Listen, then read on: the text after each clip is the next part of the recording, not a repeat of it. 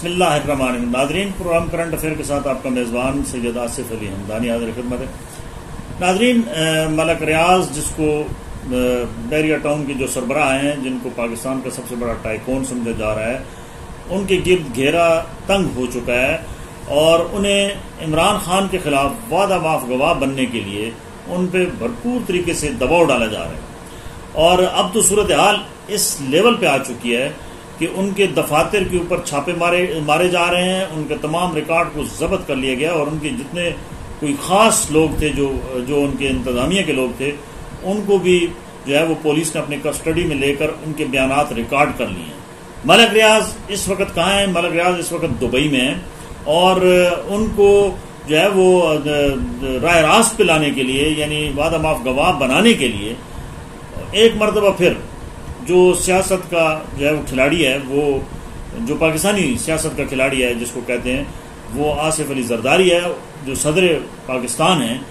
وہ دبئی جا چکے ہیں اور 2 ہفتے سے وہ دبئی میں ہیں اور وہ ملک ریاض کے ساتھ مکمل طور پہ رابطے میں ہیں اور وہ پوری کوشش کر رہے ہیں کہ ملک ریاض کسی نہ کسی طریقے سے جو ہے وہ طاقتور حلقوں کی بات مانے اور وہ عمران خان کے خلاف القادر ٹرسٹ میں جو ہے وہ وعدہ معاف گواہ بنے. تاہم جو ابھی تک کی اطلاعات ہیں کہ ملک ریاض اس وقت تک ڈٹا ہوا ہے اور وہ کہہ رہا ہے کہ میں کسی صورت بھی جو ہے وہ وعدہ معاف گواہ نہیں بنوں گا اور نہ ہی میں کوئی ایسا جو ہے وہ حکم مانوں گا جس سے جو حقیقت کے برعکس ہو. کیونکہ ملک ریاض اس قوم کا اور اس سسٹم کا ایک نبض شناس بہت سیاح آدمی ہے اور اس نے جس نے بھی اس کو چھیڑنے کی کوشش کی، اس نے اس کی نبض پہ ہاتھ رکھا اور اس کی ضرورت کو پورا کر دیا. چاہے وہ صحافی ہوں، چاہے وہ سیاستدان ہوں، چاہے وہ کوئی انٹلیکچوئلز ہوں، چاہے وہ کوئی مولوی ہو، چاہے وہ کوئی اسٹیبلشمنٹ کا بندہ ہو، اس کے حمام میں سب ننگے ہیں اور اس نے سب کو ننگا کر کے اس نظام کے اوپر اس نے اپنی امپائرز کھڑی کر دی ہیں. اربوں خربوں کے اس کے پروجیکٹس ہیں بیریا کے. آپ دیکھ لیں جہاں جہاں بیریا ہے وہاں پہ ایک نیا شہر آپ کو آباد ملتا ہے. تو ملک ریاض ان تمام کی رگوں کو جانتا ہے اور طاقتور حلقوں کے تو بہت بڑے بڑے لوگ جو نامور لوگ ہیں وہ ملک ریاض کے ملازم ہیں اور کئی تو بڑے بڑے نام جو ہیں وہ پارٹنر ہیں جنہوں نے ملک ریاض سے بھرپور اربوں روپے کا فائدہ اٹھایا.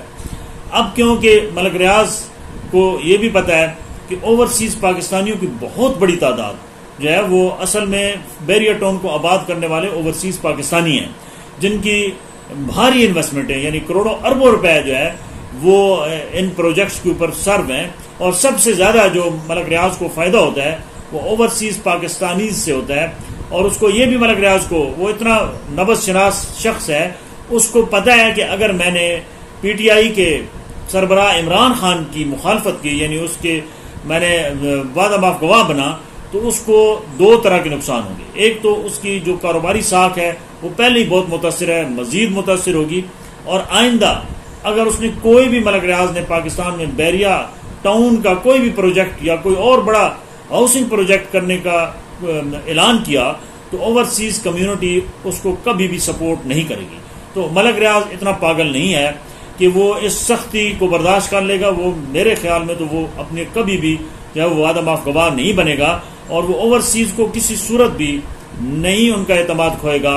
کیونکہ اوورسیز کی جو 90% لوگ ہیں وہ عمران خان کو ہی اپنا لیڈر مانتے ہیں اور عمران خان کے ہی وہ گن گاتے ہیں. اور عمران خان کی جس نے مخالفت کی ہے اوورسیز نے اس کی ڈٹ کے مخالفت کی ہے.